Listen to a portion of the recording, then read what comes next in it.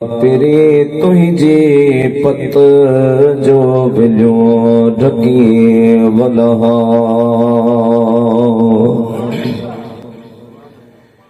हमदाई सना का बाद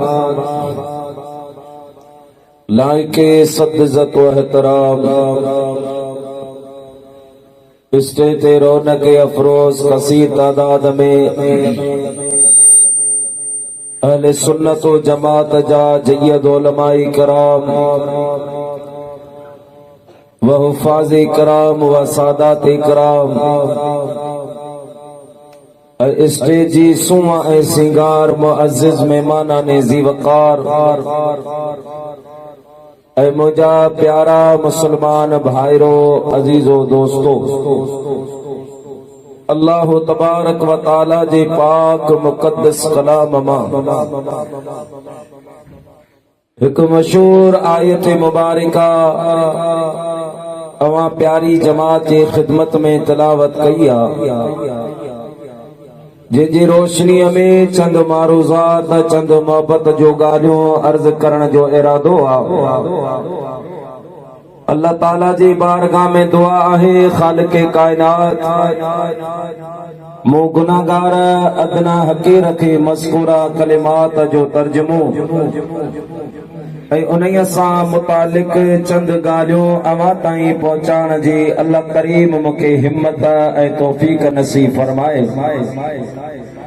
बुद्धि ऐं समझी करे अल्लाह तबारक व ताला तवां सां सभिनि खे उन जे मथां अमल जी तौफीक नसीब फरमाए।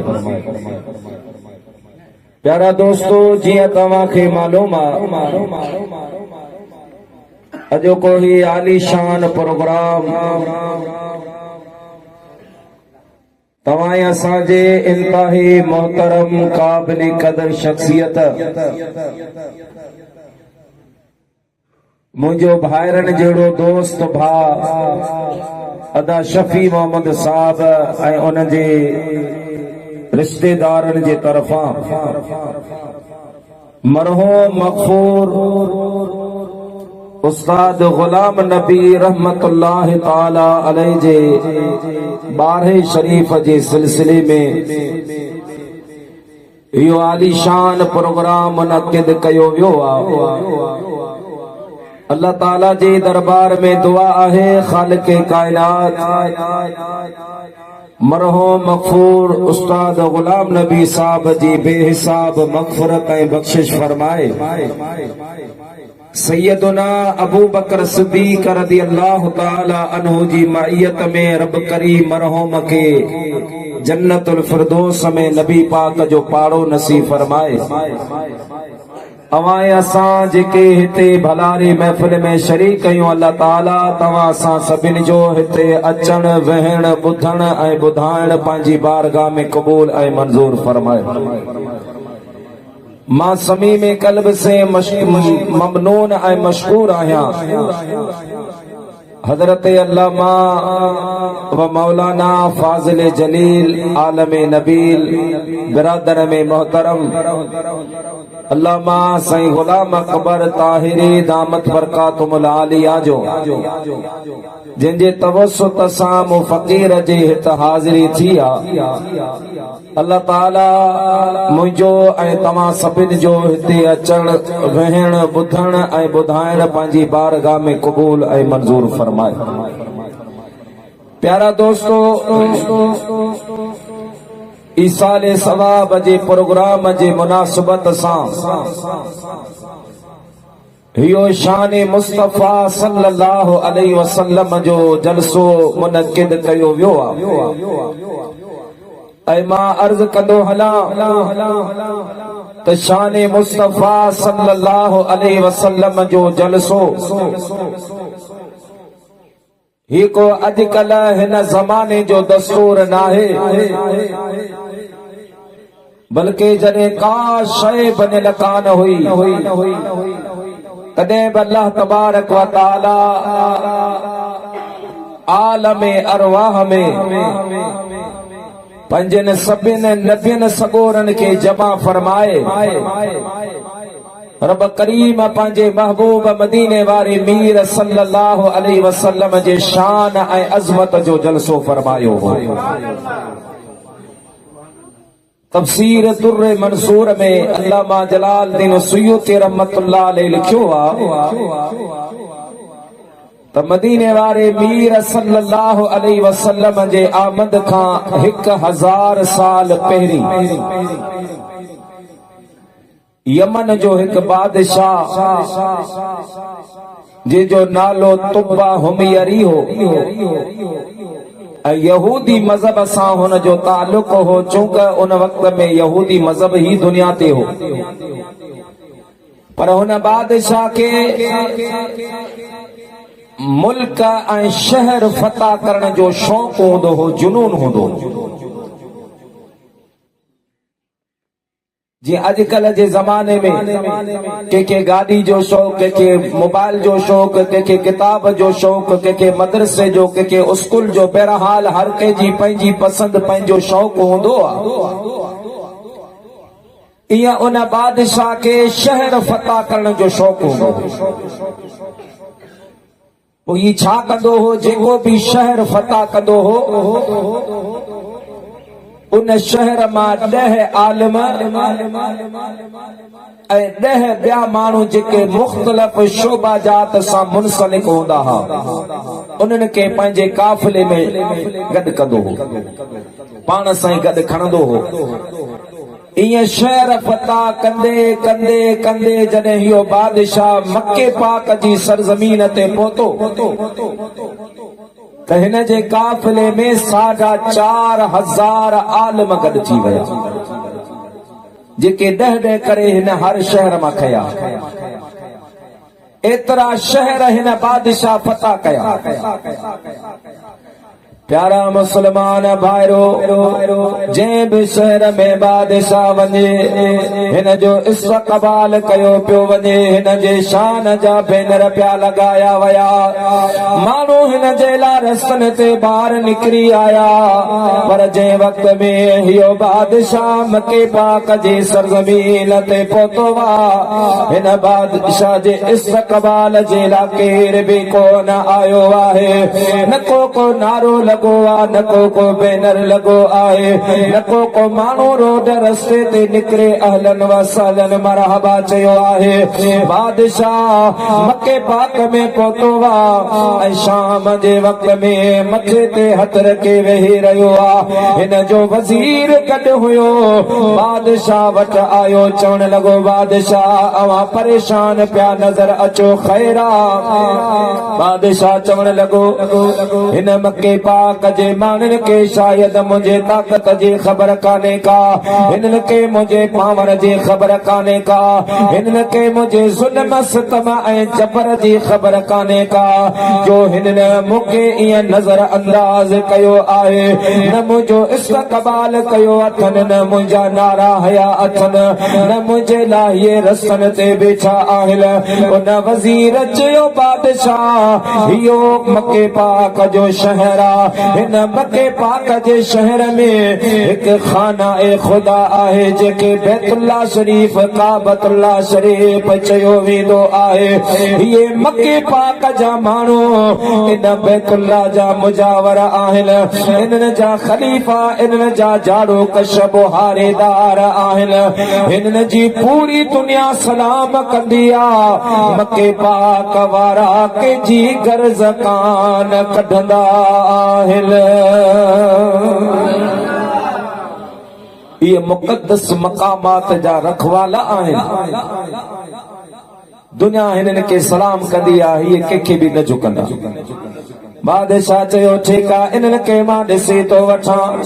मुंहिंजा प्यारा मुस्लमान भाइरो, राति जो टाइम थियो आहे। बादशाह पंहिंजे खेमे में वेठो आहे, अधु राति जो टाइम थियो आहे। बादशाह अचे दाहूं कयूं, रड़ियूं करण लॻो आहे। वज़ीर मुशीर डोड़ी आया, हिननि ॾिठो त बादशाह जे नक मां, कन मां ऐं वात मां हिकु बदबूदार पाणी जारे अची वियो आहे ऐं एडी शदीद तकलीफ़ जिया मच्छी पानी का बाहर तड़पंदे आए ये बादशाह तड़पे रहियो आए हकीम घुराया वया तबीब घुराया वया जिन अची हिन बादशाह जो इलाज कयो पर मुंहिंजा प्यारा दोस्तो जिया जिया बादशाह जो इलाज थियो वा ये मर्ज वठण लगो आहे सॼे काफ़िले ते परेशानी हावी थी वई त ॼण अनकरीब बादशाह मरण वारो उन बादशाह जे काफ़िले में जेके 4000 आलम हुया उन्हनि आलमन में हिकु रईसुल उलमा बि हुयो उन्हनि आलमन जो उस्ताद हुयो जॾहिं उनखे ख़बर पई त उन चयो मां बादशाह सां मिलण चाहियां थो उन आलम खे बादशाह सां मिलायो वियो आहे जॾहिं मौलवी साहब उन बादशाह जी तबियत ॾिठी मुंहिंजा प्यारा दोस्त बुजुर्गो बादशाह के चवण लगो बादशाह तुझो मर्ज इंतहाई खतरनाक आहे पर मुंहिंजो तोसां हिकु सवाल आहे मुंहिंजो तजुर्बो चवे पियो त हीअ जेका तोखे बीमारी लगी इहो ज़मीनी मर्ज न आहे इहा आसमानी का वबा ऐं अज़ाब आहे जेको तो ते नाज़िल थियो बादशाह मुंहिंजो सवाल ही आहे त मके पाक में पहुचण खां बाद में तो को गलत इरादो त कोन कयो आहे तो का गलत सोच त कान सोची वो बादशाह चवण लगो मौलवी साहब कूड़ कान ॻाल्हाइबो गलत बयानी कान कबे मां जॾहिं मके पाक में दाख़िल थियसि हिन मके वारनि मुंहिंजो इस्तक़बाल न कयो मुंहिंजे शान में हिननि नारा न हया इहे जॾहिं मुंहिंजे लाइ ॿार न निकिता तॾहिं मूंखे हिननि जे मथां तमाम घणी कावड़ ऐं गुस्सो आयो मां इहो इरादो कयो त सुभाणे ॾींहुं थींदो हिन काबतुल्लाह खे मां माज़अल्लाह शहीद कराए छॾींदुसि हिन काबे जे मुजावरनि ऐं रखवालनि खे मां क़त्ल कराए छॾींदुसि इहो आलिम चवण लॻो बादशाह इहा ई ग़लति सोच तुंहिंजे बीमारीअ जे वजह ऐं सबब आहे इहा ई गंदी सोच तुंहिंजे हिन बीमारी जी सबब आहे कि मुर्ज़ा पोइ हाणे छा कयां कि तौबा जो दरवाज़ो अञा बंदि न थियो तौबा जो दर खुलल अल्लाह पाक का माफी गुर रब करीम के अर्ज कर मालिक पाए पांद गिचिय में अंगण जे बे अचन अव गुण आए बचाइयो ढकण जे ढक जन पो तोड़े लख हुजन तब माफियो जन में धरा बादशाह अल्लाह का तौबा कर रब जी बारगाह में सर्व सुजूद थे पंहिंजे गुनाह ते शर्मसार थे पंहिंजे सोच जे अल्लाह का माफी घुर मूंखे उम्मीद आ रब करीम तुंहिंजो मर्ज दफ़ा फरमाए छॾींदो बादशाह सजदे में किरी पियो रोई रोई अल्लाह करीम का माफी वरती रब करीम खां उन माफ़ी जी दरख़्वास्त कई ऐं मुंहिंजो करीम रब वॾो महिरबान आहे बादशाह जो अल्लाह का माफी वरती पंहिंजे इरादे ते शर्मसार थियो मुंहिंजा प्यारा दोस्त बुजुर्गो अल्लाह पाक जे दरबार में तौबा कया अञा थोरी देर गुज़रे आहे त हिन बादशाह जे नक मां वात मां वहंदड़ पाणी बंदि थी वियो आहे बादशाह जी मुंहिंजा दोस्त बुजुर्गो तबियत ठीक थी वई आहे चाक चङो भलो थी वेही रहियो आहे उन आलम दीन जो शुक्रियो अदा कया ऐ चवण लगो मोले साहब मुखे बुधा हिन बैतुल्ला जे हिस्से चाहे हिन बैतुल्ला शरीफ जो मकाम ऐ मर्तबो केड़ो आ मोले साहब चवण लगो बादशाह यो अल्लाह जो घर आहे तोखा अग्या कई जोर आजमाए करे वया पर जदे खार बकरीम मखलूक बनाई आ इन काबतुल्ला शरीफ जी जी रौनक बरकरार कयामत ताईं इं बरकरार रहंदे जेको काबे सां टक्कर हणण जी कोशिश कंदो उहो पाण टुकड़ा टुकड़ा थी वेंदो लेकिन काबतुल्ला शरीफ जे इन नूरानियत के काबतुल्ला शरीफ जे इन फैजान के केर न बंद करे सघियो आ न बंद करे सघंदो बादशाह इरादो कयो चवण लॻो मौलवी साहब इहो अल्लाह जो घर आ हाणे मां पंहिंजे तरफ़ां इन काबतुल्ला शरीफ ते ख़िलाफ़ चाढ़ण जो ऐलान थो कयां उन बादशाह जे काफ़िले में दर्जी भी हा कारीगर हा जिन थोड़े घणे वक्त में रेशम जो गिलाफ तैयार करे हिक न ब न बल्कि 7 गिलाफ उन तुब हुमयरी काबतुल्ला शरीफ जे मथा चाढ़िया सब खां पहिरीं काबतुल्ला शरीफ ते गिलाफ चाण वारो तुब हुमयरी अव्वल अल्लाह तोखे मूंखे भी काबे जो दीदार नसीब करे जेके ॾिसी आया आहिनि उन्हनि खां पुछ काबो काबो आहे इंसान दुनिया जा दर्द मर्ज़ दुख तकलीफ़ूं खणी वेंदो आहे जॾहिं काबतुल्ला शरीफ ते निगाह पवंदी आहे त हुनखे पाण इहो तजुब थींदो आहे यार मां त पर बीमार होसि मां त ॾुखोयल हुयुसि मुंहिंजा दर्द केॾां वया मर्ज़ काॾे वया तॾहिं के आशिक फरमायो त काबतुल्ला ते नज़र पई दर्द सब थी विया खत्म अमर अगिया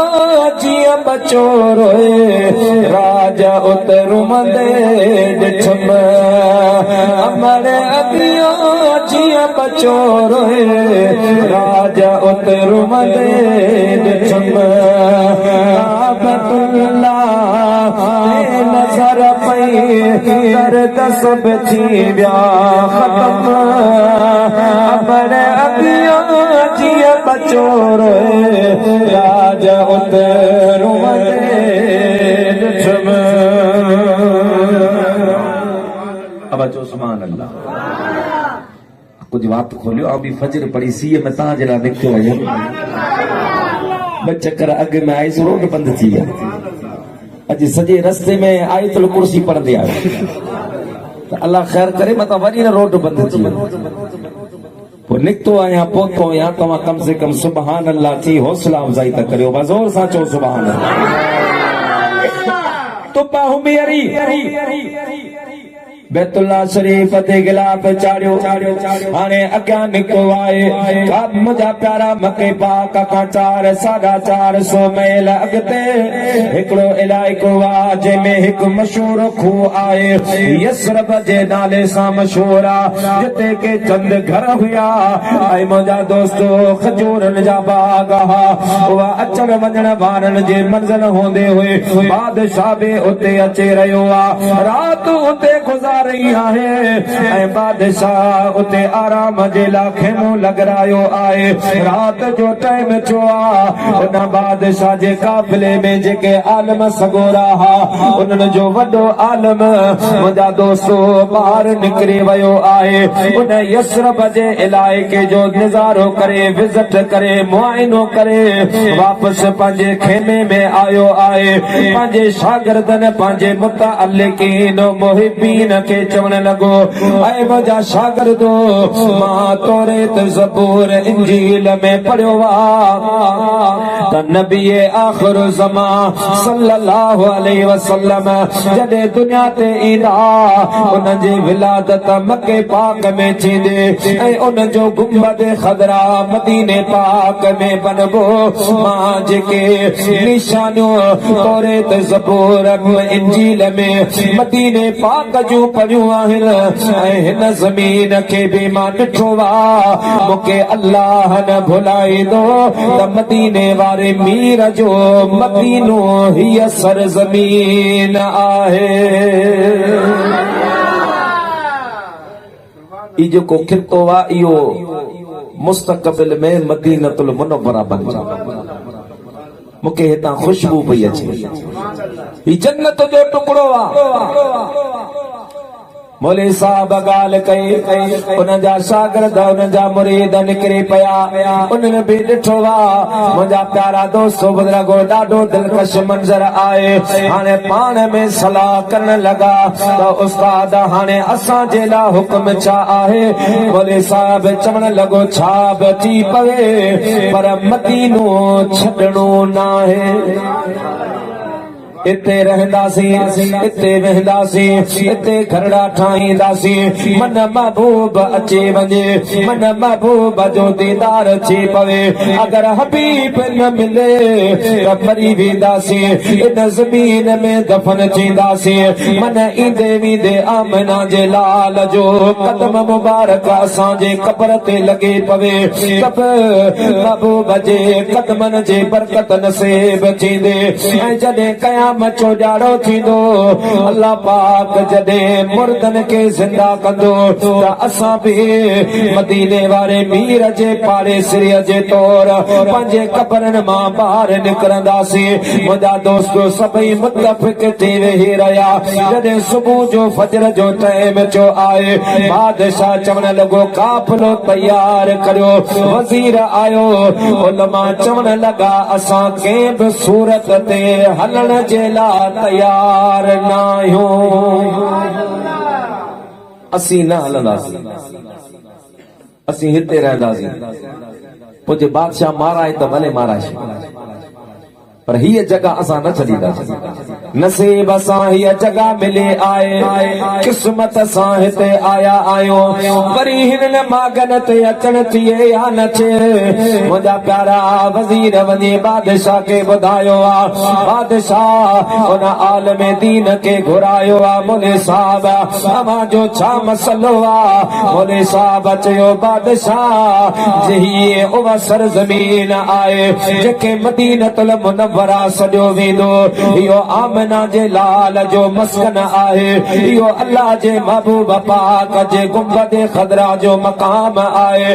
बादशाह जे बैतुल्लाह जे इज्जत ऐं हुरमत जे करे अल्लाह पाक तोखे शिफा नसीब फरमाए ऐं हिन धरतीअ ते उहो हबीब करीम ईंदो जेको काबे जो बि काबो हूंदो।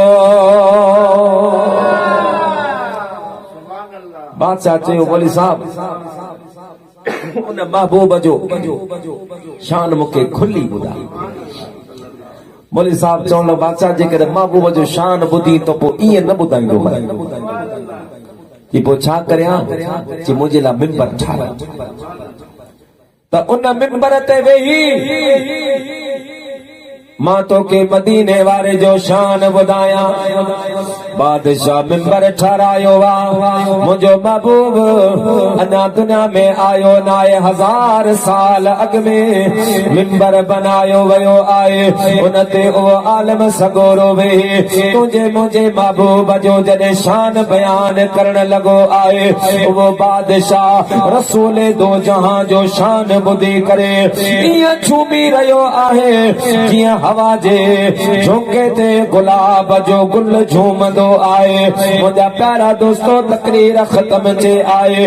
बादशाह चवण लॻो मौलवी साहब उन महबूब जो अॼु तो अहिड़ो शान बयान कयो आहे, हाणे सिर्फ़ तव्हां न मां बि हिते वेही उन महबूब जो इंतज़ार कयां थो। उन महबूब जो दीदार मूंखे बि नसीब थे पवे। बादशाह भी उते वेठो ऐं ऐलान कयई त हिननि आलमन जा घर बनाया वञे। ही मदीनतुल मुनव्वरा जी बुनियाद पई रखिजे। बादशाह जे काफिले में कारपेंटर भी हा, राजा भी हा, जेके हर शहर मां 10 मुख्तलिफ शोबा जा चा माण्हू खयाई पे उन्हनि में इंजीनियर भी हा। मुंहिंजा दोस्तों बुजुर्गो आलमन जा घर बनाया वया, 4,500 आलम हा, उन्हनि जा घर ठही तयार छा। जॾहिं घर बणजी वया तॾहिं बादशाह उन्हनि वाढनि खे उन्हनि कम कारीगरनि खे घुराए उन्हनि खे फरमायो, ऐं कारीगरो हाणे अवां पंहिंजे पूरी कारीगरी इस्तेमाल करे हिकिड़ो अहिड़ो घर बनायो जेको हिननि सभिनि घरनि जो सरदार हुजे। शानदार घर बनायो, सुठे खां सुठा उन जूं खिड़कियूं, सुठे खां सुठा उन जा दरवाजा, उन ज़माने जे एतबार सां सुठे खां सुठो उन में फर्नीचर लॻायो वञे। कारीगरनि सम्झो बादशाह पंहिंजे लाइ बनाए तो घर बनजे तयार थियो आहे। ऐं मुंहिंजा दोस्तो इन ज़माने के पूरो साल गुज़री वियो आहे ऐं साल खां बाद में बादशाह उन घर जो चाबियूं हथ में खणी उन रईसुल उलमा सां मुलाक़ात फरमाए आए ऐं चवण लॻो, मौली साहब हाणे मां त वञा थो, मूंखे हुकूमत जा बि उमूर ॾिसणा आहिनि, हुकूमत हलानी आहे, पर हीअ मां चाबी तुंहिंजे हवाले करियां थो ऐं हिकु ख़त तोखे मां लिखी ॾियां थो, शाही मोहर उन ते लॻाए इहो ख़त तूं पाण वटि रख। अगरि तुंहिंजी ज़िंदगीअ में हबीब अचे वञे त इहो ख़त मुंहिंजे तरफ़ां पेश कजां ऐं हीअ चाबियूं बि महबूब जे हवाले कजां, छो त मां घर रसूलुल्लाह जे लाइ बनाए छॾियो आहे। मां घर बनाए पियो वञा ऐं ख़त तव्हांखे ॾेई थो वञा। बोले साहब जे तुंहिंजी ज़िंदगी में महबूब न अचे त तूं पंहिंजे औलाद खे वसली ऐं जे उन्हनि जी ज़िंदगीअ में न अचे उहे पंहिंजे औलाद खे नसीहत कनि। मुंहिंजा प्यारा दोस्तो बुजुर्गो बोले साहब फरमायो, बादशाह ठीकु आहे, वो ख़त बादशाह मौलवीअ जे हवाले करे उन घर जूं चाबियूं ॾेई करे बादशाह रवानो थी वियो आहे। वक़्तु गुज़रंदो रहियो आहे, ज़मानो हलंदो रहियो आहे, 1000 साल पूरा थिया त मदी मके पाक जे सरज़मीन ते तुंहिंजे मुंहिंजे महबूब नबूवत जो ऐलान कयो आहे। साईं जो ऐलान कयो, मके पाक ताईं मदीने, मके खां मदीने ताईं इन जी ख़बर पइजी वई त उहो जवान मके पाक में आयो। उन आलम सगोर जे खानदान मां हिकु शहज़ादो आहे जंहिंजो नालो हज़रत अबू अयूब अंसारी रज़ी अल्लाह ताला अन्हु। उनखे ख़बर पई त उहो जवान मके में आयो आहे ऐं उन उहो ख़त कासिद खे ॾेई करे रवानो कयो त महबूब जी अमानत महबूब ताईं पहुचाए। वो कासिद ख़त खणी मके पाक पहुतो, अल्लाह जे महबूब सां मुलाक़ात थी ऐं उहो ख़त पेश कयई। साईं करीमन उन ख़त जी शाही मोहर टोड़े वो ख़त हज़रत अली साईं जे हवाले फरमाए। पाण फरमाए तो अली इहो ख़त पढ़ी ॿुधाए। पाण करीमन उहो ख़त न पढ़ियो इन जे लाइ जो तुंहिंजा मुंहिंजा महबूब नबीए उम्मी हा। छा हा? नबीए उम्मी। नबीए उम्मी उनखे चइबो आहे जेको दुनिया जे के उस्ताद वटि पढ़ियो न हुजे। नबीए उम्मी उनखे चइबो आहे जेको दुनिया जे कंहिं बि उस्ताद वटि न पढ़े, पर उन जे बावजूद बि ऐलान फरमाए इन्नमा बुइस्तु मुअल्लिमा। ऐं दुनिया वारो मां नबी रसूल त आहियां, पर उन सां गॾो गॾु रब पाक मूंखे काइनात जो उस्ताद बनाए मोकिलियो आहे।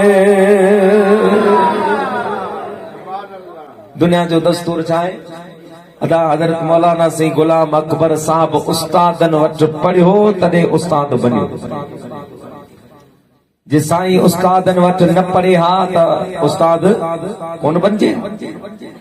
हजरत मौलाना साईं मोहम्मद इदरीस नईमी साहब साईं मलीर वारन वट पढ़ियो तॾहिं अॼु उस्ताद बनियो आहे। जे न पढ़े हा उस्ताद कान बनजे हा। पर कुर्बान वञा मुंहिंजे महबूब मदीने वारे जे शान तां। मुंहिंजा दोस्तो दुनिया जे के उस्ताद वट पढ़ियो न आहे पर पोइ बि काइनात जो उस्ताद आहे। इन जे लाइ जो अल्लाह पाक फरमायो मुंहिंजा राणा इहो दस्तूर आहे जेको उस्ताद हूंदो आहे उन उस्ताद जी ख़िदमत कई वेंदी आहे। उस्ताद जो अदब कयो वेंदो आहे। उस्ताद जा हथ चुमिया वेंदा आहिनि। उस्ताद जी जुते खई वेंदे आहे। उस्ताद के साईं सर सर पुकारियो वेंदो आहे। उस्ताद जे साम्हूं अदब सां पेश अचणो पवंदो आहे। मां रब नथो चाहियां त मुंहिंजा महबूब तूं कंहिंजो सलाम कर बल्कि पूरी दुनिया तो महबूब मोहम्मद जे दर जी सलामी हुजे। मुंहिंजा महबूबा हलिया मां रब पाण तो के पढ़ाया अर्रहमान अल्लमल कुरान खलकल इंसान अल्लमहुल बयान। मुंहिंजा महबूबा मां तो के पढ़ाए मां कान वमा यकून जो इल्म ॾेई करे दुनिया ते मोकिलिया थो त मुंहिंजा महबूबा तो ते कंहिंजो एहसान न हुजे ऐं पूरी कायनात तो मोहम्मद जे एहसान मंद रहे। हज़रत अली साईं वो खत पढ़ियो। ॿी रवायत में आए छा तोसां गॾु तुबा हुमयरी जो ख़त बि आहे जीअं जो अबू लैला ॿुधो आहे डोड़ पाए मुंहिंजे महबूब जे बारगाह में आयो ऐं उहो ख़त पेश कया। मुंहिंजे महबूब उहो ख़त खोले हज़रत सिद्दीक़ अकबर खे फरमायो अबू बकर प्यारा इहो ख़त पढ़ी ॿुधा त तुबा कहिड़ो पैगाम मोकिलियो आहे। ऐं उन ख़त में लिखियलु मुंहिंजा महबूबा मूं पर पुट तो ते ईमान आंदो आहे तुंहिंजी नबूअत तुंहिंजी रिसालत जो इक़रार कयो आहे। अल्लाह पाक जी वहदानियत जो मां इक़रारी आहियां। मुंहिंजा राणा तोसां मुलाक़ात जी तलब आहे। जे दुनिया में मुलाक़ात थी त ठीकु आहे। जे दुनिया में मुलाक़ात न थी त क़यामत जे ॾियारे मां तुबा हुमयरी जी तो मोहम्मद खे पार थो। महबूबा मुंहिंजी सार लहजा ॼण बादशाही चई वियो त मुंहिंजी सार लहजा सॼे जग जा जानी कजा मेहरबानी हाँ कजा मेहरबानी कजा मेहरबानी कजा मेहरबानी कजा मेहरबानी मुंहिंजी सार लहजा सॼे जग जा जानी कजा मेहरबानी। दुनिया आख़िरत में तुंहिंजो साथ घुरिजे सहारो ॾिजा पियो दुख ऐं दीनत में कजा सिर से आयल मुश्किल आसानी कजा मेहरबानी कजा मेहरबानी कजा मेहरबानी मुंहिंजी सार लहजा सॼे जग जा जानी कजा मेहरबानी। पढ़ो सल्लल्लाहु या रसूल अल्लाह वसल्लम अलैका या हबीब अल्लाह। सिद्दीक़ अकबर खत पढ़ियो। मुझे महबूब करीम फरमाया अबू बकर तो गवाह रह असां तुबा हुमयरी के पंहिंजे गुलामन में कबूल करे वरितो। महबूब मदीने में दाखिल थिया, बल्कि महबूब अञा दाखिल न थिया। कुछ फासले ते हा तो मदीने पाक में हिकड़ो मुर्स माण्हू थी पियो। उन चयो असां गैर लोकल माण्हू के मदीने में दाखिल थियण कोन ॾींदासीं। मदीनो असांजो आहे, हिते केर ॿाहिरि जो माण्हू न अचे। ऐं उन जो इहो क़ौमियत जो नारो हयो त उन सां 70 जंग जो ॿिया बि तयार थी पिया। असीं बि तोसां गॾायूं, पंहिंजे धरती ख़ातिर सर कटाईंदासीं, पर गैर लोकलनि खे मदीने में अचण न ॾींदासीं। प्यारा मुसलमान भाइरो, ये 70 जंग जो घोड़न ते सवार थे निकता। मुझे महबूब मदीने वारे मीर जे सामो जने आया, अल्लाह जे महबूब हिल के डिठो बा मुझे मुस्तफा करीम जी निगाह जो बेतैसा फरमाए खणी नेण खुमार मां जा कयूं नाज नजर त सूरज शाखों झकियूं चो जोहर मुझे जान बजे त जमाल से। तुझे मुझे महबूब के अल्लाह पाक इतरो रोबदार बनायो जो साईं फरमान था नुसर तो बिर्रुबे। अल्लाह पाक रोब जे जरिए भी मां मोहम्मद जी मदद कई आहे। मदीने जा साईं वेठा मदीने पाक में हूंदा हा। अल्लाह जो कसम, महीने जे पद ते को काफर बादशाह हूंदो हो, उनखे रात जो निंड न ईंदी, उनखे छिरक पवंदा हा त मोहम्मद पंहिंजे असाबनि सां गॾु अची। असांजे सिंध जो हिकु इलाइक़ो आहे जंहिंखे वर गुलामुल्ला चइबो आहे। उते जो कामिल वली थी गुज़रियो आहे मखदूम मोहम्मद हाशिम खट्टी रहमतुल्लाह अलैह। वॾो वक़्त जो कामिल वली हो ऐं पाण काज़ी हा, फैसला भी कंदा हा। पर साईं जिस्म में अबरा हूंदा हा, सादड़ी तबियत जा मालिक। पाण जॾहिं फैसलो कंदा हा त सिंध जा माण्हू साईं जो फैसले खे तस्लीम कोन कंदा। हलड़े मुला तोखे केर थो पुछे? साईं जेको शरई फैसलो हूंदो सो ॿुधाए छॾींदा हा। ऐं काज़ी जे लाइ हुकुम इहो त काज़ी उहो बणिजे जेको सिर्फ़ फैसलो करे न, फैसले ते अमल भी कराए ॾेखारे। काज़ी जे लाइ अमल कराइण जो भी हुकुम आहे। मखदूम मोहम्मद हाशिम खट्टी रहमतुल्लाह अलैह फैसला करे, पर माण्हू मञनि न पया। रात जो टाइम थियो आहे, साईं सुता त हिकु मर्तबा मुंहिंजे मदीने वारे मीर साईं मोहम्मद हाशिम खट्टीअ खे पंहिंजो दीदार करायो आहे। अल्लाह जे महबूब पंहिंजी ज़ियारत कराई, फरमाए मोहम्मद हाशिम खट्टी जेको घुरणो हुजे घुर। अर्ज़ कई या रसूल अल्लाह या हबीब अल्लाह, मां तुंहिंजे शरीयत जो काज़ी आया, पर मुंहिंजा महबूब मां रोबदार न आया। मुंहिंजो फैसलो नाफिज़ुल अमल न थी सघंदो आहे। हबीब जेको अल्लाह पाक तोखे रोब अता फरमायो आहे, उन रोब मझारा मोहम्मद हाशिम खे बेज़रो अता फरमा। साईं सिंध जा माण्हू चवंदा वॾी मुछी वारा, वॾियूं घेर वारियूं शलवारूं, वॾा पाचे वारियूं शलवारूं पाए अचनि था, मुंहिंजी ॻाल्हि मञनि कोन था। महबूबन फरमायो मोहम्मद हाशिम असां पंहिंजी रोब मां थोरो ज़रो तोखे बि अता फरमायो। जॾहिं ॿियो ॾियारो थियो त हज़रत मखदूम मोहम्मद हाशिम खट्टी रहमतुल्लाह अलैह ही जो ॿाहिरि निकिता त के माण्हू में मजाल नाहे जो मखदूम साहब सां अख अख में मिलाए ॻाल्हाए सघे, छो जो उहो फैज़ मुंहिंजे महबूब खां मिलियो।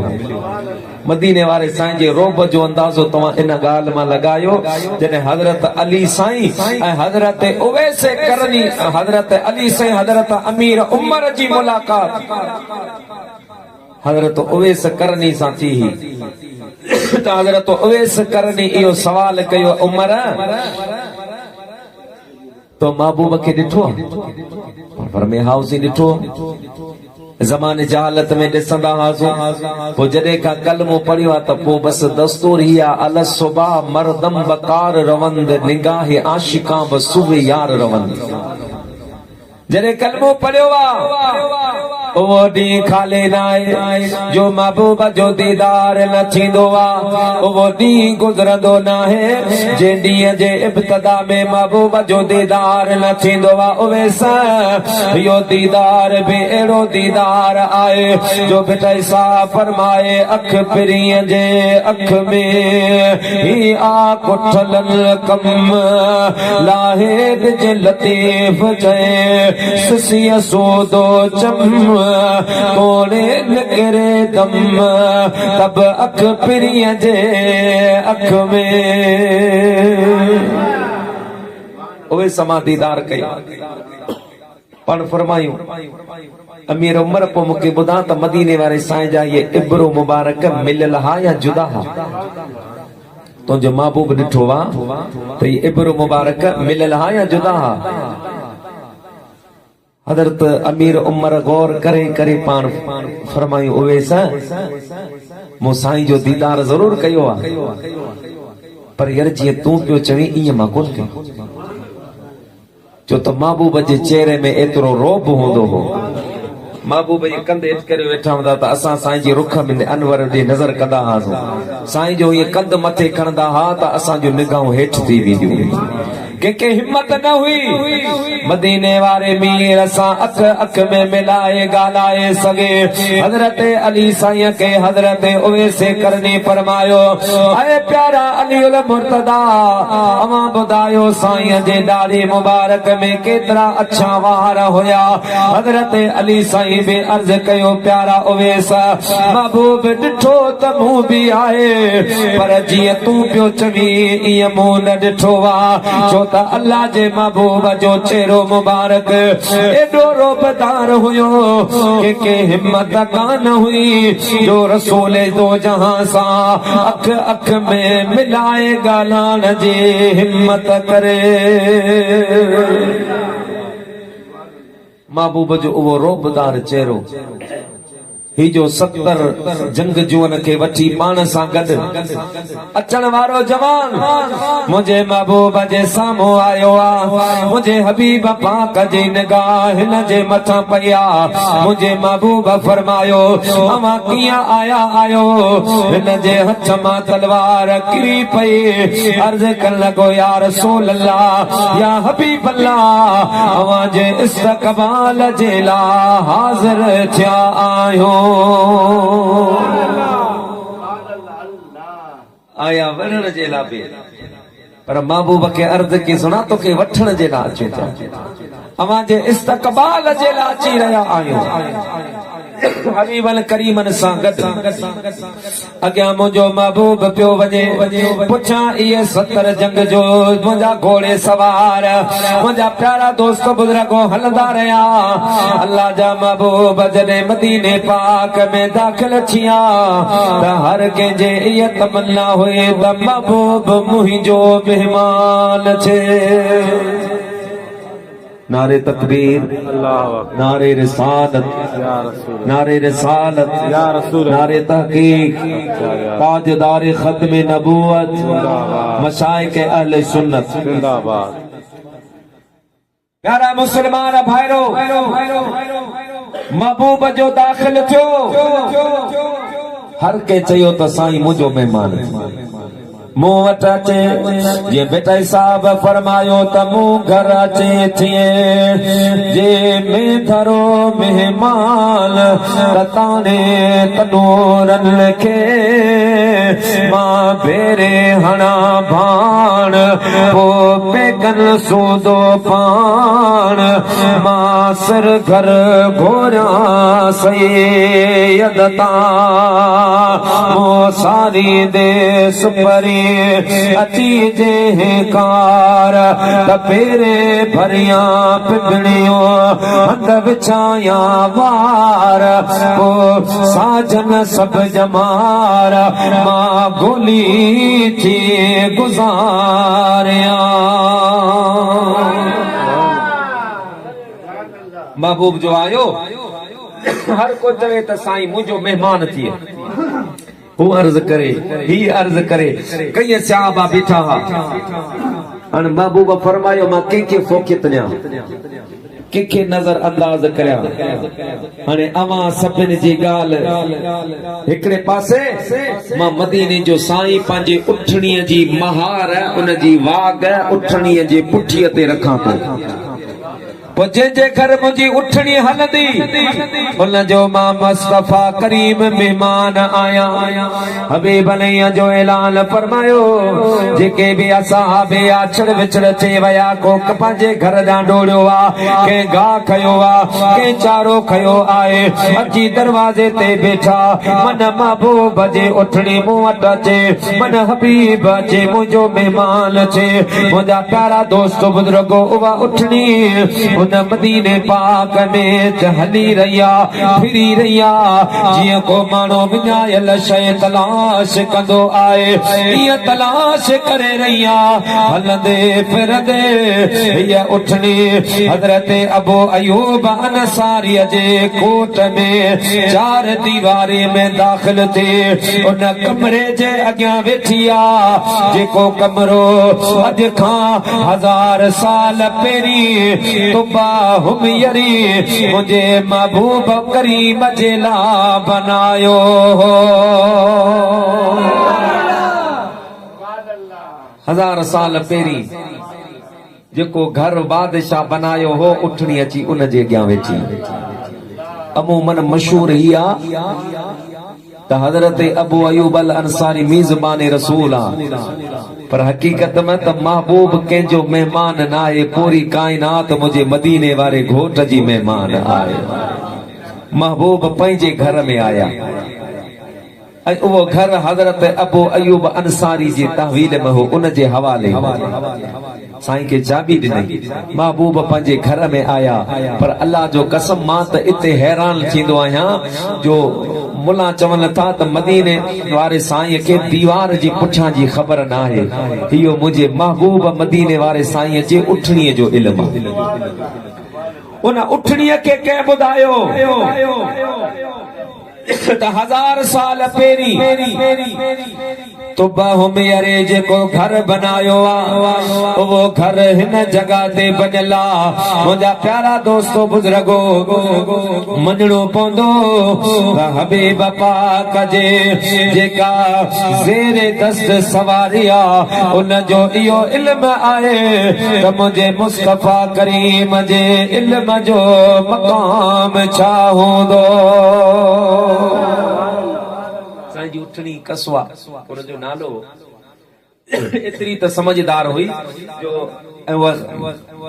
सवारी जे भी कम ईंदी ही ऐं कासद वारो भी कम कंदी हुई पाण करी में वेठा हूंदा उठणी नबी साईं जे दरवाजे जे साम्हूं वेंदी हुई पाण करीम फरमाईंदा त अबू बकर के वठी आ उहा उठणी वञी हज़रत अबू बकर जे दरवाजे के ये मोह हणंदी हुई अबू बकर सिद्दीक समझी वेंदो त मुंहिंजो महबूब पे मूंखे घुराए अबू हुरैरा के वठी आ हजरत अमीर उमर के वठी आ फिलाने सहाबी के सॾ करे आ उहा उठणी बाकायदा ईअं को मुंहिंजे महबूब करीम जो कमकार कंदी ही जे हिकिड़ो इंसान कंहिंजी गुलामी सर अंजाम ॾींदो आहे मुंहिंजा प्यारा मुस्लमान भाइरो त महबूब अञा आयो न हो मुझे मुस्तफा करीम जे शान ऐं अज़मत जा जलसा साईं का 1000 साल पहिरीं तुबा हुमयरी जहिड़े जवाननि पे मुनक़िद कराया प्यारा मुस्लमान भाइरो अॼु तव्हां असां मदीने वारे मीर जो जॾहिं ज़िक्र कंदा आहियूं ज़िक्र ॿुधंदा आहियूं मुंहिंजे मुस्तफा जो फरमान आहे त ज़िक्रुल अंबिया इबादतुल अल्लाह जे नबियनि जो ज़िक्र करण इबादत आहे पोइ हीअ ख़ासि इबादत करे मुंहिंजा दोस्तो महबूबन जो शान ॿुधी ॿुधाए ऐं इबादत जॾहिं असां अल्लाह जे बारगाह में पेश करे ऐं जंहिं पंहिंजे मरहूम खे हिन जो सवाब बख़्शींदा आहियूं असांजो इहो अक़ीदो आहे त अल्लाह ताला जे ज़ात बाबरकात उन मरहूम खे क़ब्र में उन जो फैज़ ऐं फ़ाइदो पहुचाईंदो आहे औलाद जे मथां जे मां पे ज़िंदा आहिनि उन्हनि जा हक़ आहिनि त बाद अज़ विसाल बि उन्हनि जो इहो हक़ आहे त औलाद उन्हनि जे लाइ ईसाल सवाब जो इंतज़ाम करे। ऐं अल्लामा अब्दुल वाहिद सिबस्तानी रहमतुल्लाह अलैह फतावा वाहिदी शरीफ में लिखियो वा बियाज़ वाहिदी शरीफ में त इंसान जॾहिं मरंदो आहे 30 साल ताईं उन जी रूह जो ताल्लुक पंहिंजे घर वारनि सां रहंदो आहे। वो रूह ईंदो आहे कॾहिं कबूतर जी सूरत में, कॾहिं भौर जी सूरत में, कॾहिं झिरकी जी सूरत में, कॾहिं कहिड़ी सूरत में, घर में सहन में मना ते छापरे ते वेही करे जियां को इंसान इंसान सां ॻाल्हाईंदो आहे ईअं रूह बि ॻाल्हाईंदो आहे, घर वारनि सां मुखातिब थींदो आहे। अवां खुलल घरनि में रहो पिया, मां सोरी क़बर में रहंदो आहियां, अवां रोशनी वारे घरनि में रहो पिया, मां अंधेरी क़बर में रहंदो आहियां। मुंहिंजे नाले ते ख़ैरात करियो, मुंहिंजे लाइ इसाले सवाब करियो। वो मुंहिंजा प्यारा दोस्तो जॾहिं घर वारा ख़ैरात कंदा आहिनि त साईं फरमाइनि पिया पोइ उहो रूह पंहिंजे घर वारनि खे दुआ ॾेई करे पंहिंजे क़बर ॾांहुं मोटंदो आहे। ऐं उहे माण्हू ख़ुशि नसीब आहिनि जिन पुठियां अहिड़ा औलाद अहिड़ा पुठियां लवाहिकीन छॾिया जेके उन मरो मीन जे लाइ दुआऊं घुरनि था, ख़ैरातूं कनि था। मुंहिंजे मदीने जे साईं फरमायो त मुंहिंजी उम्मत में अहिड़ा बि माण्हू हूंदा जेकी गुनाहगार बदकार सियाकार हूंदा, अज़ाबे नार जा हक़दार हूंदा ऐं वफ़ात करे वेंदा, उन्हनि ते अज़ाब थींदो, पर क़यामत जे ॾींहुं जॾहिं क़बरनि मां उथंदा त अल्लाह पाक उन्हनि खे जन्नत जो हक़दार बनाए छॾींदा। असाबन अर्ज़ कयो सोना उहे छाजे लाइ? पाण करीमन फरमायो त उन्हनि पुठियां मिट माइट छॾिया हूंदा, अज़ीज़ करीब छॾिया हूंदा जेके हर मौक़े महल ते उन जे लाइ दुआऊं पिया घुरंदा। पोइ रब करीम उन ज़िंदान जे दुआनि खे क़बूल फरमाए उन मरण वारे खे माफ़ करे रब जन्नती बनाए छॾींदो। हाणे सलात पढ़ता आयत माना करिया सल्लल्लाहु अलैहि या रसूल वसल्लम अलैका या हबीबल्लाह। प्यारा मुसलमान भाइरो, अल्लाह ताला जे ज़ात मां बरकात पंहिंजे पाक कलाम में इरशाद फरमायो या अय्युहन नबिय्यु हस्बुकल्लाह व मन इत्तबअका मिनल मुमिनीन। ऐ मुंहिंजा प्यारा महबूब तव्हांजे लाइ मां रब करीम ही काफ़ी आहियां। मुंहिंजा महबूब तुंहिंजे लाइ मां ई काफ़ी आहियां। वमन तबअका मिनल मुमिनीन, ऐं उहे तुंहिंजा गुलाम जिन तुंहिंजे मथां ईमान आंदो आहे, तुंहिंजी नबुवत ऐं रिसालत जो इक़रार कयो आहे। ऐं मुंहिंजा प्यारा महबूब हाणे को मञे या न मञे, मां तोखे अहिड़ा गुलाम ॾेई छॾिया आहिनि जेके क़यामत ताईं तो महबूब करीम जो पैगाम पहुंचाईंदा रहंदा। आयत जो शान नुज़ूल ही आ त जॾहिं मदीने वारे साईं मक्के पाक में नबूवत जो ऐलान फरमायो त उहो घर खाली न हो जंहिं घर में तुंहिंजे मुंहिंजे महबूब जे ख़िलाफ़ का साज़िश न थींदी, मुझे महबूब जे खिलाफ का इल्जाम तराशी न थींदी हुजे। मुझा प्यारा दोस्त बुजुर्गो, पर सिद्दीक़ अकबर जहिड़ा जवान जिन मुझे महबूब जे ऐलान ते लबैक चई, महबूब मक्के में ऐलान कयो अबू बकर सिद्दीक उन ॾिहाड़नि में मक्के में मौजूद न हो पाण शाम मुल्क वियल हा उते सिद्दीक अकबर जो ख्वाब ॾिठो त पूरी दुनिया में ऊंधा छाए जे वैया अंधकार छाए जे वैया अचानक काबतुल्लाह शरीफ मजा एक नूर जो सितारो निकतो वा जे पूरी दुनिया के रोशन करे छॾियो वा ऐं उहो नूरानी सितारो हलंदे फिरंदे अचे अबू बकर सिद्दीक जे झोल में नाज़िल थियो आहे मुंहिंजा प्यारा दोस्तो अबू बकर ख्वाब ॾिठो परेशान थी विया हिन ख्वाब जी ताबीर चाहे हिन ख्वाब जो नतीजो चाहे पाण सुबुह मां शाम जे वॾे रोबान वटि यहूदिन जे आलम वटि आया अचे ख्वाब बयान कयो आहे त मां हीअ ख्वाब ॾिठो पूरी दुनिया में ऊंधाए पूरी दुनिया में अंधकार वरी काबतुल्लाह मां नूर सितारो निकितो जेको मुंहिंजे झोल में अचे नाज़िल थियो आहे उन रोबान फरमायो अदा अचण वारा तुंहिंजो नालो छा आहे साईं फरमायो मुंहिंजो नालो अबू बकर आहे मके जो रहाको आहियां कुरैश मुंहिंजो खानदान आहे जॾहिं अबू बकर सिद्दीक इहा ॻाल्हि कई त उन यहूदी रोबान उथी बि अबू बकर खे भाकर पाए उन जी पेशानी ते चुमी ॾिनी ऐं फरमा लॻो अबू बकर तोखे मुबारक हुजे अल्लाह ताला जे ज़ात बाबरकात जंहिं महबूब करीम जे खलीफे अव्वल जे तौर पर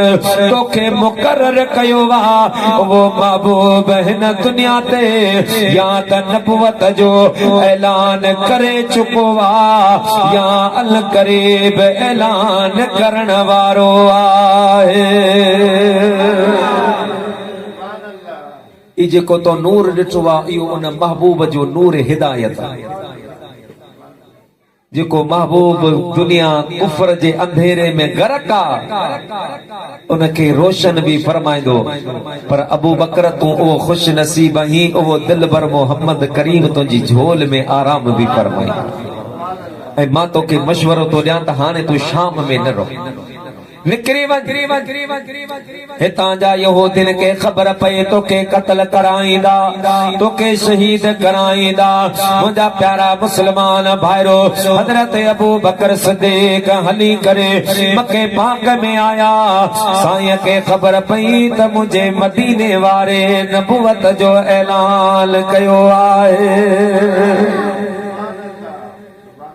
साईं सां ताल्लुक साईं सां दोस्ती सिद्दीक अकबर जी बचपन का हुई हली आया पान करीम पंहिंजे हुजरे में वेठा हा बाऊं वधी अर्ज की मुंहिंजा मिठा पोइ हीअ ॻाल्हि ॿुधी आहे तव्हां नबूवत जो ऐलान कयो पाण फरमाए अबू बकर जॾहिं नबी त कुन तो नबियो व आदम बैनल माए वती नबी तो उन वक़्तु हुयसि जॾहिं आदम अलैहिस्सलाम मिट्टी ऐं पाणी जे दरमियान में हा बाक़ी ऐलान जो जॾहिं अल्लाह हुकुम कयो आहे त मूं ऐलान कयो अबू बकर तुंहिंजो छा इरादो आहे अर्ज की या रसूल अल्लाह सदकना व आमन मुंहिंजो ईमान आहे तो अल्लाह जो नबी आहे पर महबूब को मोजिज़ो भी ॾेखार नबूवत जी अलामत मोजिज़ो आहे निशानी मोजिज़ो आहे को मोजिज़ो ॾेखार महबूब मूंखे तो ते भरवसो आहे मूंखे तो ते यकीन आहे पर इत्मीनाने क़ल्ब जे लाइ मां मोजिज़े जो मुतालिबो कयां थो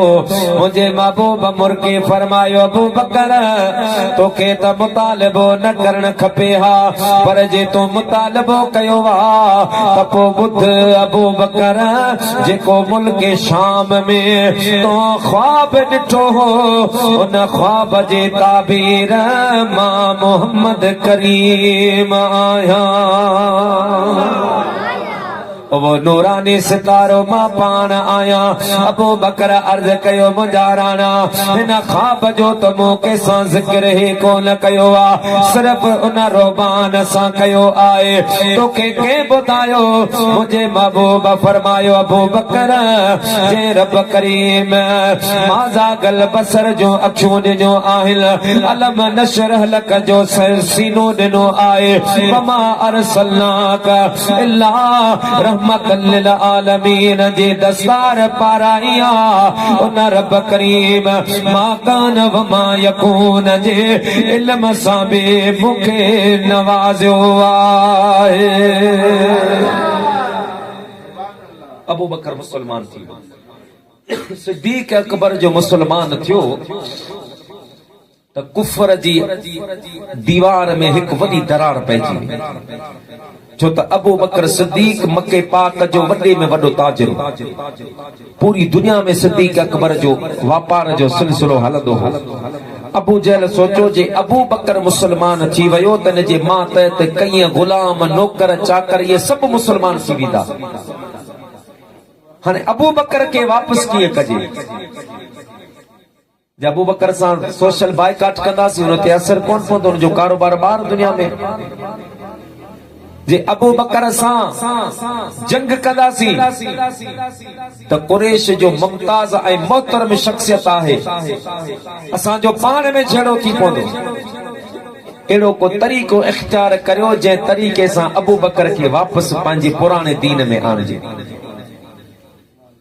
मशवरे जे लाइ मीटिंग घुराई, किन चयो अबू बकर खे पैसा ॾियो, वापारी माण्हू लालची हूंदो आहे, मतां अची वञे। अबू जहल चयो मां अबू बकर जो वाक़िफ़ आहियां। अबू बकर सिद्दीक़ में लालच जी हिकु ज़री बि न आहे।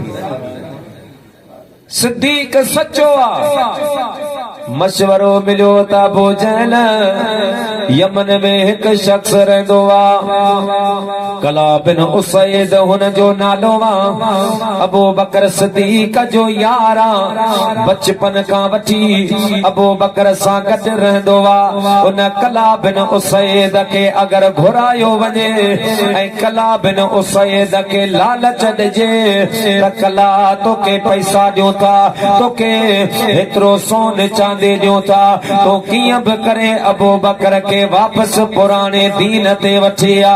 अगर कला बिन उसैद अबू बकर सिद्दीक़ जे मथां जोर रखियो त उम्मीद आ अबू बकर सिद्दीक़ वापस मोटे ईंदो।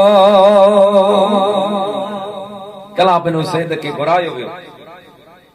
अबू जहल उनखे चयो त कला मूं तोखे घुरायो आहे, तू वॾो जंगजू बि आहीं, पर मूं कॾहिं बि तोखां का मदद कान वरिती आहे, को कमु न वरितो आहे। अॼु तोखां हिकु कमु वठां थो, पर उनजो इनाम मां अॻु में ऐलान करे थो छॾियां।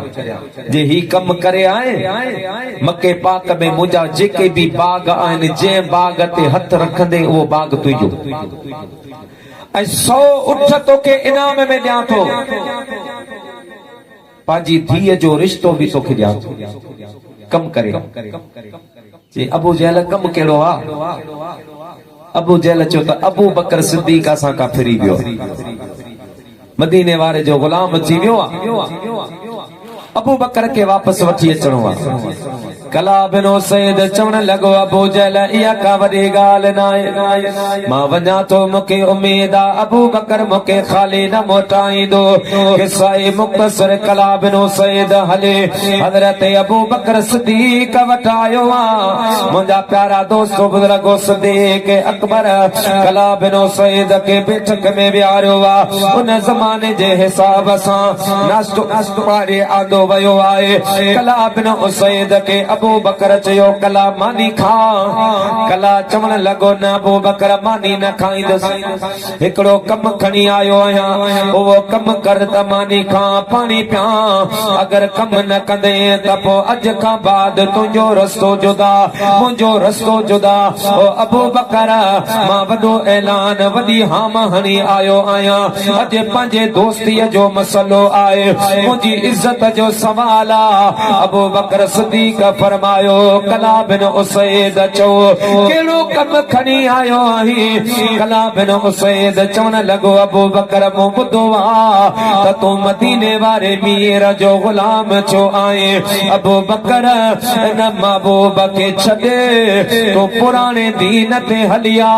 इहो ई मुंहिंजो मुतालबो आहे, इहो ई तुंहिंजे बिरादरीअ जो मुतालबो आहे, इहो ई तुंहिंजे सरदारनि जो मुतालबो आहे। हज़रत अबू बकर सिद्दीक़ फरमायो कला इहा का वॾी ॻाल्हि नाहे, तूं मानी खा पाणी पी पोइ मूंसां गॾिजी हल। मुंहिंजो महबूब तोखे ॾेखारियां, मुंहिंजो हबीब तूं हिकु नज़र ॾिसी आ। पोइ कला बिन उसैद मुंहिंजे महबूब खे ॾिसी तूं पाण मूंखे फ़ैसिलो करे ॿुधाइजां। अगरि महबूब छॾण जहिड़ो हुजे त पोइ मूंखे ॿुधाइज, मां देर न कंदसि उते महबूब खे छॾण जो ऐलान कंदसि। कला मां महबूब जे मामले में बेवस, मां नथो छॾे सघां। कला भरोसे कहिड़ो वॾो मसइलो आहे, जी तूं मूंसां गॾु महबूब खे ॾिस, दीदार कर, पोइ पंहिंजे दिल जे काज़ी खां पुछिजे। जे तुंहिंजो दिल जो काज़ी तोखे गवाही ॾे त इहो महबूब छॾण जहिड़ो आहे त फ़ैसिलो मूंखे ॿुधाइजां, मां उन ई वक़्तु महबूब खां जुदाई जो ऐलान कंदुसि। कला बिन उसैद के अबू बकर सिद्दीक वठी आया। प्यारा मुसलमान भाइरो, जे वक्त में कला बिन उसैद जी मुझे महबूब जे मथा निगाह पया ओ मुंहिंजा प्यारा दोस्त बुजुर्गो दिल मां दाह निकिरी वयसि। चवण लॻो अबू बकर मूंखे अल्लाह पाक जो कसम आ, हेड़े सुहिणी सूरत वारो जवान कॾहिं ग़लत ऐलान नथो करे सघे। अबू बकर हाणे महिरबानी कर, मां कला बिन उसैद खे बि मदीने जे मीर जे बारगाह में पहुचा। मां बि रसूलुल्लाह जो गुलाम तो थियां। मुंहिंजा दोस्त उहो सिद्दीक़ अकबर कलमो पढ़ी, पोइ कलमो पढ़ी पंहिंजो तन मन धन सभु नबी साईं जे नाले ते नबी साईं जे दीन जे लाइ वक़फ़ करे छॾियो। कलमो पढ़ी मां तोखे दावत फिक्र तो ॾियां, कॾहिं वेही तनाई में सोच त तूं ऐं मां नबी साईं जे दीन जे लाइ छा कयो, असां छा कयो आहे। ख़ुदा न ख़ास्ता असांजे घर में जेकर ख़ुदा पनाह ॾे, रब करीम हर मुसलमान जी हिफ़ाज़त फरमाए। जेकर का बीमारी थी पवे न त 2 कलाकनि में लखे रुपए जो बि इंतजाम थी पवंदो, पर जेकर नबी साईं जे दीन जी जॾहिं ॻाल्हि ईंदी आहे त ज़िबा न कंदासीं, मुंहुं में गुंजाइश न, साईं मुंहुं में गुंजाइश न। अबू बकर सिद्दीक़ महबूब जे ऐलान फरमाए त सिद्दीक़ अकबर पंहिंजी पूरी मिल्कियत खणी रसूलुल्लाह जे कदमनि में पियो रखे। चा अबू बकर खे ख़बर कान्हे त मुंहिंजा बच्चा आहिनि, पुछा अबू बकर खे ख़बर कान्हे त मुंहिंजी नौजवान धीअरूं आहिनि, उन जूं शादियूं बि करणियूं आहिनि। अबू बकर खे ख़बर कान हुई त मुंहिंजो घर वारियूं बि आहिनि। छा अबू बकर सिद्दीक़ खे पंहिंजे कारोबार जी फिक्र कोन हुयो त जेकॾहिं मां सभु ॾेई छॾींदुसि त मुंहिंजो छा थींदो। पर सिद्दीक़ अकबर खे इहा यकीन हो, पुख्तो कामिल यकीन हो, जेको अल्लाह जी राह में ख़र्च कबो आहे उहो ख़र्च करण वारो कॾहिं बि सुञो या बुखियो न थींदो आहे। मदीने जो मीर ऐलान फरमाए त जंगे तुबूक जे लाइ चंदो जमा करणो आहे। हज़रत उस्मान ज़ुन्नूर जुमे में ऐलान कयो, साईं हज़रत उस्मान गनी अर्ज़ कयो, साईं मां 200 उठ थो ॾियां, क़बूल फरमा। मुंहिंजे महबूब फरमायो, उस्मान अल्लाह तोखे वधाए। वरी साईं ऐलान कयो, अञा बि चंदे जी ज़रूरत। हज़रत उस्मान उथी बियो चई, सोना उहे उठ खाली न हूंदा, राशन सां भरे रहो। मुंहिंजे महबूब फरमायो, उस्मान अल्लाह तोखे अञा बि वधाए। वेही रहियो, महबूबन वरी ऐलान कयो, या रसूल अल्लाह। वरी उथी बियो, या रसूल अल्लाह मां 100 घोड़ा बि ॾियां थो, सोना 100 गुलाम भी आजाद करियां थो। उलमा मौजूद आहिनि, मुंहिंजा महबूब मिंबर ते वेठा हा, मिंबर तां लही हज़रत उस्मान खे मुंहिंजे महबूब भांकर पातो। पाण फरमाई उस्मान अॼु तो अल्लाह जी राह में जेको ख़र्च कयो आहे न, इन तुंहिंजे ख़र्च करण जी नियत ऐं इरादे रब करीम खे एॾो त राज़ी ऐं ख़ुशि कयो आहे जो हींअर जिब्रील अमीन आयो आहे। रब तो फरमाए मुस्तफ़ा उस्मान खे चओ अॼु खां बाद तो का नेकी कर या न कर, असां तुंहिंजो नालो जन्नतिन में लिखी छॾियो, जन्नतिन में लिखी छॾियो। मुंहिंजा मिठा हमेशा हीअ दुनिया नाहे, दुनिया मज़रतुल आखिरा, दुनिया आखिरत जी खेती आ, आखिरत जी पोख आ। हमेशा हिते केर न रहंदो, रहंदो नालो मुंहिंजे अल्लाह जो। ऐं जेको वक्त गुज़रे पियो असां मौत जे करीब पिया थियूं, हर कदम असांजो मौत जे तरफ़ आ। ख़बर न आहे कहिड़ी गलीअ में ज़िंदगी जी शाम थी वञे, उन जे लाइ पंहिंजी आखिरत जी बि तयारी करियो। ऐं जीअं मुंहिंजे बिरादर, मुंहिंजे मोहसिन, मुंहिंजे मोहतरम अल्लामा मौलाना बिरादरम साईं गुलाम अकबर साहब ऐलान फरमायो त अल्हम्दुलिल्लाह अवां जे इन इलाइक़े में हिकु अज़ीम मदरसे जो बुनियाद बि रखियो वियो।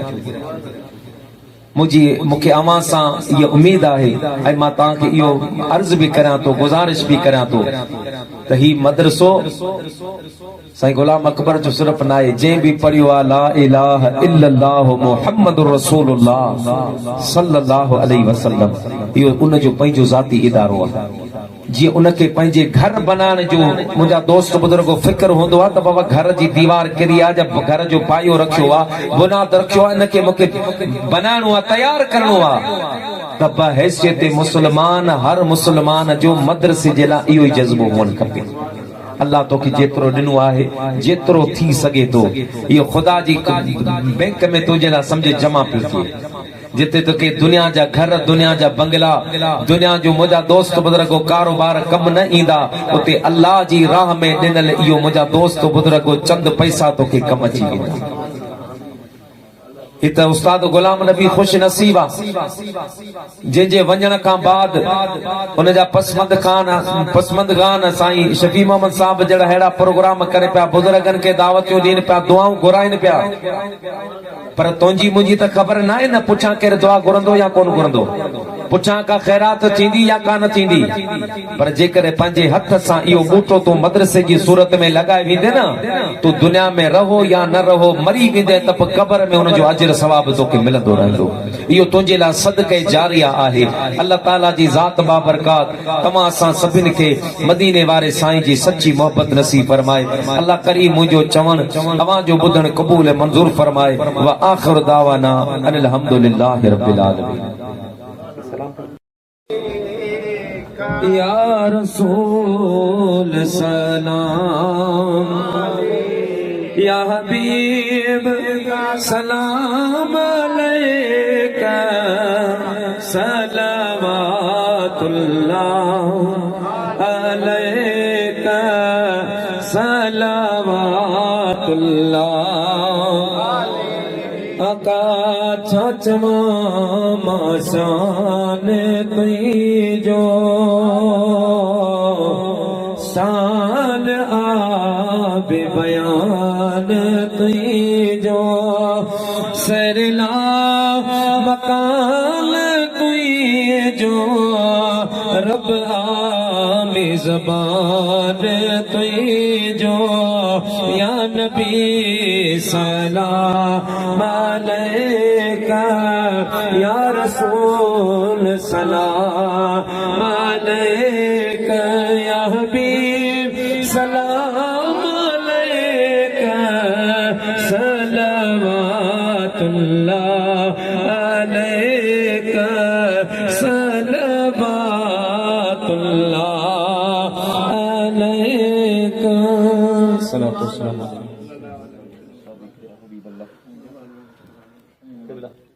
दुआ फरमाए।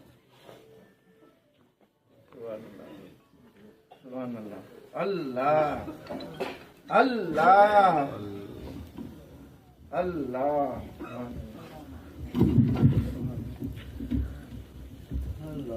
सुभान अल्लाह जी।